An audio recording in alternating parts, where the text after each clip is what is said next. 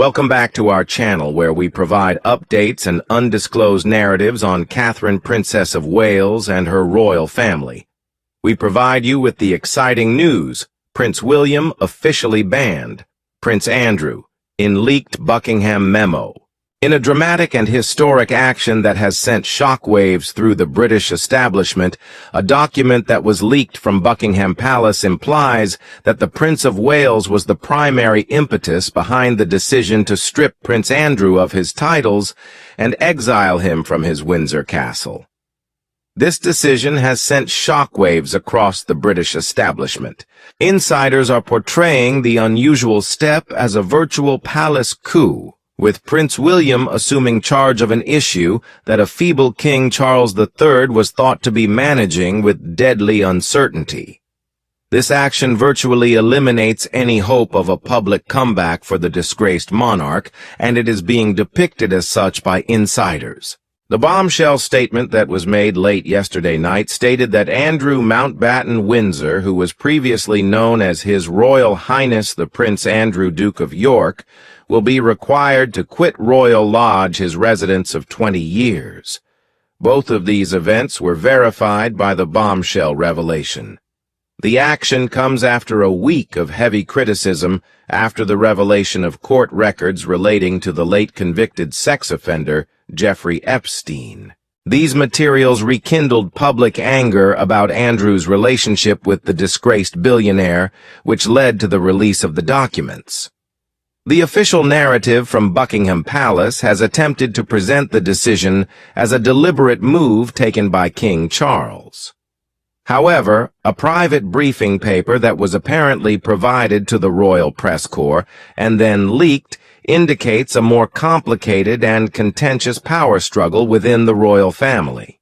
Attributing the ultimate decision to the king while yet admitting the significant support of the Prince of Wales, the document looks to be a carefully prepared effort to manipulate the narrative. The palace has asked that the memo not be openly cited. On the other hand, sources that are close to the Prince of Wales depict a narrative that is quite different. According to their argument, William, who was appalled by what he saw to be his father's weakness and vacillation, took strong action in order to safeguard the future of the monarchy. Prince William has been elevated to the position of de facto head of the royal family as a result of this intervention, which coincides with the continuation of his father's treatment for cancer. This intervention marks a substantial shift of authority within the House of Windsor. The Duke and Duchess of Sussex, Prince Harry and Meghan, are now under the shadow of the precedent that was established by this action, which is that a monarch has the ability to revoke both ducal and princely titles. Commentators have suggested that it is a question of when, not if, they may meet a destiny similar to this one. How a coup in the palace is put together. Because of the aftermath from the publishing of the Epstein documents, the monarchy has been in a state of disarray for some weeks. There were many people who felt that the first reaction from the palace was not sufficient. A move that was ridiculed by critics as a semantic half-measure that enabled him to keep his princely position and, most importantly, his home at the 30-room Royal Lodge in Windsor was revealed in a statement 2 weeks ago. The statement said that Prince Andrew would simply relinquish the use of his title as Duke of York.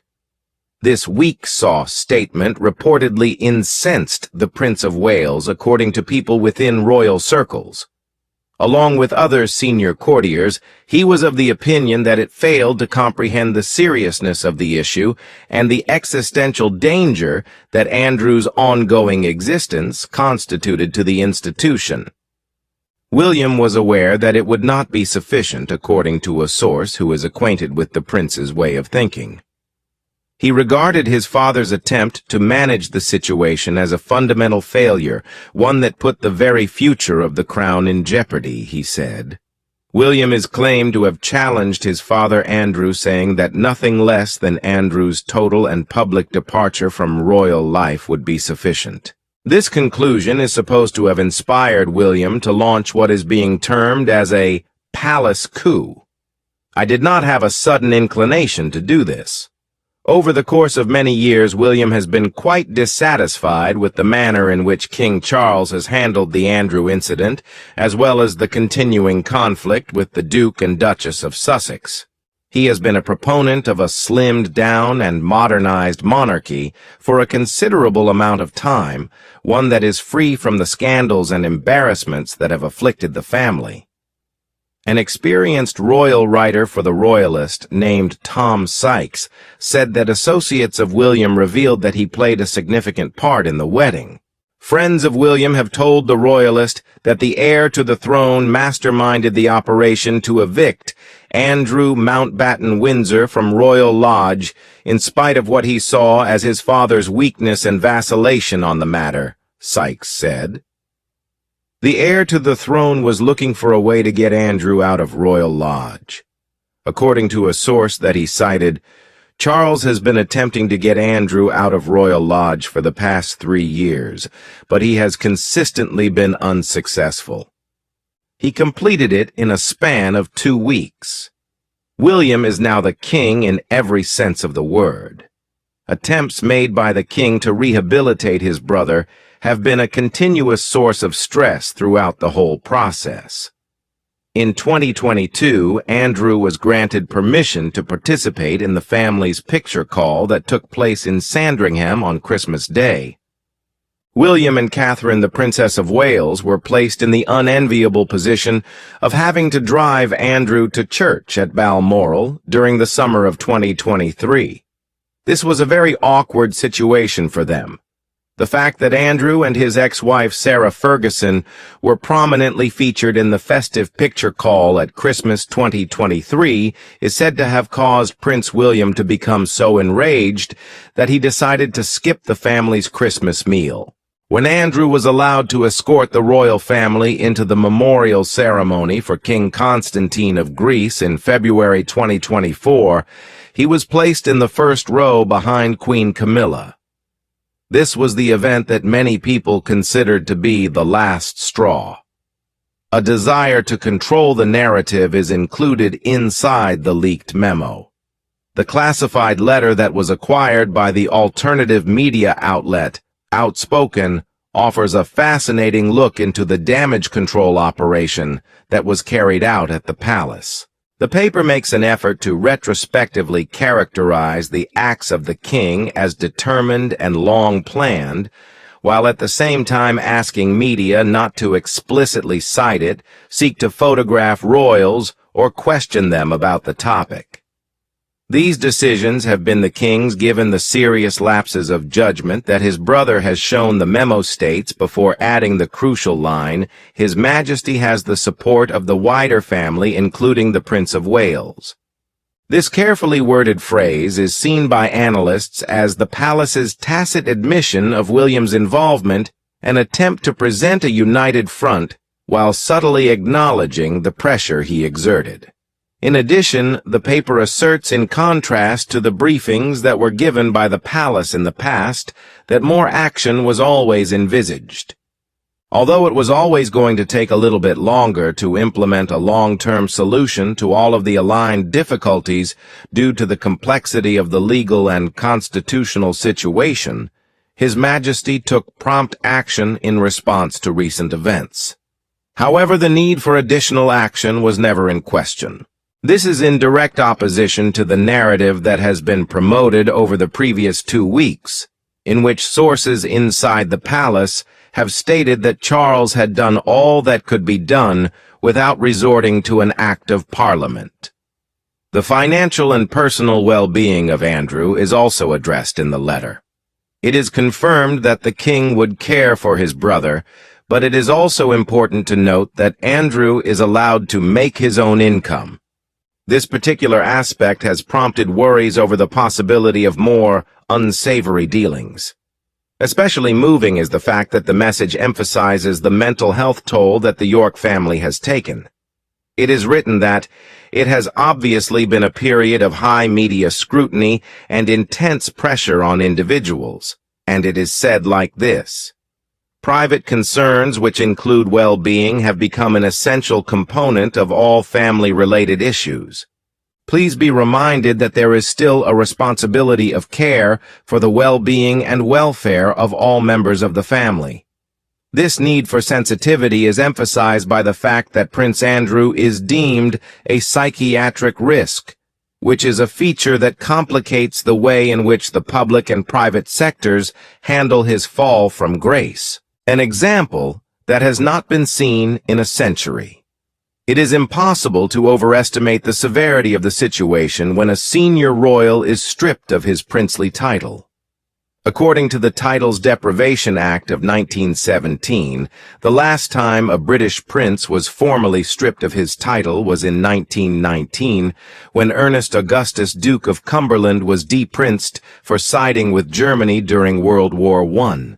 The fact that this modern-day action was deemed necessary speaks volumes about the perceived damage that Andrew has inflicted upon the monarchy due to his actions. The action has sparked a heated discussion among constitutional experts and traditionalists who support the monarchy. The viewpoint of one group, which is exemplified by commentator Alex Armstrong, is that it is an essential step toward becoming self-sufficient. Armstrong made the following statement: "I firmly believe that this has Prince William written all over it. Andrew is throwing every aspect of this situation into disgrace, despite the fact that he is the future king of this nation. Not only that, but I am relieved to see that our monarchy has once again regained some of its former leadership. When William finally takes his place on the throne, he is going to be a revolutionary monarch.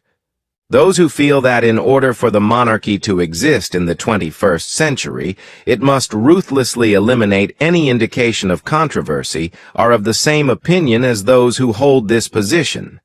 It is their contention that William and Catherine, Princess of Wales, are resolute in their intent to establish a clean, unimpeachable monarchy, and that the removal of Andrew was an essential first step in this process." A critic made the following observation: "I believe that the Prince of Wales, William, and his wife Kate have been the driving force behind this. They just did not want to be Andrew's neighbors since they were relocating in close proximity to Frogmore Cottage, and they did not want to run into him. Another group, on the other hand, is concerned about a terribly dangerous precedent." Miriam Cates, a member of Parliament, made the following argument: "Either titles are passed down through the bloodline, or they are not. I believe that this might be the end of the monarchy." Henry Bolton, a former leader of the United Kingdom Independence Party, agreed with this sentiment and referred to the action as unwise, unnecessary, and unfair. He stated that removing the title of prince was going too far. This has the effect of weakening rather than strengthening the monarchy. This establishes a precedent that would be detrimental to the institution. Jeffrey Epstein's lingering shadow is still present. The relationship between Prince Andrew and Jeffrey Epstein, which turns out to be disastrous, is at the center of this dilemma. This relationship has become a permanent stain on his character, and by extension the reputation of the royal family, despite the fact that he has rejected it. In 2019, he was supposed to defend his reputation via an interview with Emily Maitlis that was shown on Newsnight. However, the interview turned out to be a public relations catastrophe from which he has never recovered. During the course of the interview, Andrew provided a number of answers that have since gained widespread notoriety. These explanations included his assertion that he was present at a Pizza Express in Woking on the evening that he was said to have been with Virginia Giuffre, as well as his claimed peculiar medical condition that stopped him from sweating. "When it came to that evening, she was very specific," Maitlis said. "It was claimed that you were sweating tremendously when you were dancing with her, Andrew. There's a slight problem with the sweating because I have a peculiar medical condition, which is that I don't sweat, or I didn't sweat at the time. I didn't sweat at the time because I had suffered what I would describe as an overdose of adrenaline in the Falklands War when I was shot at." His inability to show any sorrow for Epstein's victims or any remorse for the relationship itself was perhaps more harmful than the fact that he did not do so. Mateless, do you feel any regret about the years you spent as friends with Epstein? According to Andrew, now I am still not, and the reason for this is that the people that I met and the things that I was learning were actually very helpful. Everyone agreed that the interview was a terrible mistake of judgment, and they all criticized it. Following the broadcast, Andrew was compelled to take a step back from his obligations in the public sector. Nonetheless, the problem did not go away. Later on, he reached a settlement with Virginia Giuffre in a civil case for a reported sum of £12 million without admitting any responsibility for the incident. However, the picture of him waving farewell from Epstein's house in New York, which was taken several years after Epstein had been found guilty of possessing a minor for the purpose of prostitution, continues to be a potent representation of his extreme lack of judgment. There is still the possibility that further disclosures may be made.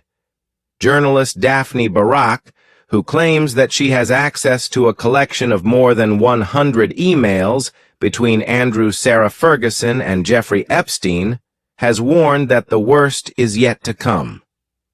The palace did call and asked what Daphne has more of and what's coming more, Barak said. The palace also asked what Daphne has. They are aware that a great deal more is going to happen, and it will be extremely detrimental. It was a very, very close relationship. It was all about money. Everything revolves around the money. The time and severity of Andrew's eventual exile may have been influenced by this persistent threat, which may have played a significant role. Scott Giuffre, Ms. Giuffre's brother, indicated on the BBC that the efforts taken by the family are a beginning, but they are not sufficient. Although I applaud the king, I believe that we should go one step farther in our approach. He should be incarcerated at this time, without a doubt. Compare and contrast the court of public opinion with the presumption of innocence. In the midst of the broad condemnation of Andrew, a handful of voices have expressed their worries with the abandoning of a basic legal concept known as the presumption of innocence. In spite of the fact that he has repeatedly rejected the charges that have been made against him, Prince Andrew has never been charged with a crime. In the course of Operation Midland, Harvey Proctor, who had himself been the target of false charges, voiced his dismay at the procedure. According to what Proctor stated, the establishment, including the monarchy and parliament, has shredded the golden thread of our justice system, innocent until proven guilty. This was accomplished by depriving Andrew Mountbatten Windsor of his titles. The media is feeding a witch hunt, baying for a scalp and pulling the people along with it, and they are putting pressure on the royal family to take action. Andrew has never been tried, but he is considered guilty until he is proved innocent. I am completely hopeless. These feelings were mirrored by veteran journalist Peter Hitchens, who expressed his uneasiness with the chorus of denunciation and the general outrage that was being expressed. On this particular instance, I do not feel that the presumption of innocence is being respected, which is one of the things that I consider to be one of the greatest achievements of our culture. In his statement, Hitchens expressed his anxiety over the fact that he believes the king himself is not paying attention to the matter. I'm not going to defend him now. I have never had the opportunity to meet him. I am not familiar with him. On the other hand, I am troubled by the manner in which things are progressing. I do not have any brief for him. This discussion sheds light on the most important problem that the monarchy faces, which is the conflict that arises between the expectations of the court of public opinion and the ideals that underpin the judicial system. It is possible for the impression of guilt to constitute a deadly blow to an organization that is dependent on the goodwill of the public, regardless of whether or not there is formal evidence. It is possible to interpret the claimed acts of Prince William as a calculation that was both pragmatic and merciless, namely that the institution's continued existence necessitated the sacrifice of one of its own members, regardless of the consequences of the situation. A monarchy at a crossroads, predictions for the future. The removal of Prince Andrew from his position encompasses more than the mere closure of a particular scandalous issue. The contemporary British monarchy has reached a significant turning point in its history as a result of this event. A clear and definitive transfer in power is now taking place as a result of King Charles's sickness, which has cast a shadow over his rule. It is no longer sufficient to say that Prince William is the heir. Rather, he is quickly becoming the active guardian of the future of the crown. According to his perspective, there is a significant emphasis on streamlining. It is the intention of the firm to become more efficient, more professional, and less tolerant of the scandals and freeloading that have characterized earlier philosophies. The Duke and Duchess of Sussex, Prince Harry and Meghan Markle, are now firmly in the scope of the investigation as a result of this. Due to the precedent that was established with Andrew, the loss of their ducal titles is now a real possibility. This is because they have already been stripped of their HRH styles for practical usage. Dan Wooten, the journalist who broke the news of the leaked letter, made the observation that Harry and Meghan ought to be afraid, very afraid. You may put your faith in me when I say that it is now a question of when, not if, the same thing occurs to them. This new method that William is taking, which is more forceful, is not the only one that has its detractors. The New Statesman, a publication that leans to the left, recently published a lengthy criticism of the Prince of Wales. In it, the prince was portrayed as a figure who was well-intentioned but intellectually shallow. He was more interested in box sets and Batman-related superhero movies than he was in substantive matters of state. In the article, which was authored by Will Lloyd, it was said that William is functionally illiterate and that he prefers oral briefings over reading. This suggests that the monarchy is on the verge of experiencing a period of intellectual decline. Commentator Connor Tomlinson said that this criticism was politically driven and that it misunderstands the historical function of a monarch. He regarded this attack as being politically motivated. It was revealed by Tomlinson that the king would spend a significant amount of his time attending to stately business and court matters. He would receive verbal briefings from his trusted court of advisers, who would do the reading, and then, as a sovereign decision-maker, he would take all of the guidance and act upon it. The statement reads, "It's not uncommon for Donald Trump to act in this manner." Instead of William's reading habits, Tomlinson is concerned with William's political leanings in regard to his reading habits. My concern is that with his preoccupation with modern political concerns like climate change or mental health, he is too concessionary to the bleeding heart left who don't want the monarchy to exist in the first place. The question remains whether William will have the stomach to approve nationalist or traditionalist policies if a future government demands it, or if his soft-edged worldview will put him in conflict with the will of the people. In its current state, the monarchy of the United Kingdom is at a significant crossroads.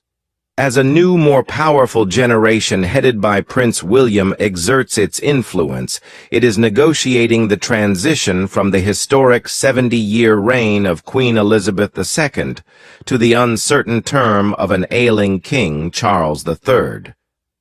This is all taking place at the same time. Because of a peculiarity in the Constitution, Andrew continues to be the 8th in line to the throne. This position cannot be changed without an act of Parliament. With organizations like Republic gaining momentum, the Republican movement, which has been inactive for a long time, begins to see an opportunity in the disarray.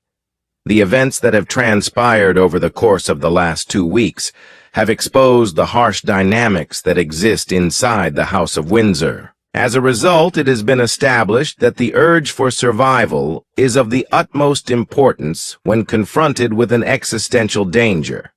In the process of plotting the assassination of his uncle, Prince William has shown a level of ruthlessness that his father seems to lack. It is a high-stakes wager that he has taken, believing that the only way to rescue the body politic of the monarchy is to perform a clean and speedy amputation, regardless of how painful it may feel.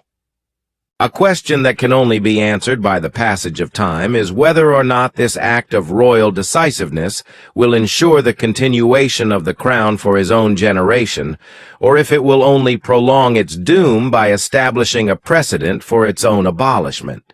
Thank you for watching the video. Please let us know your thoughts, and goodbye for now.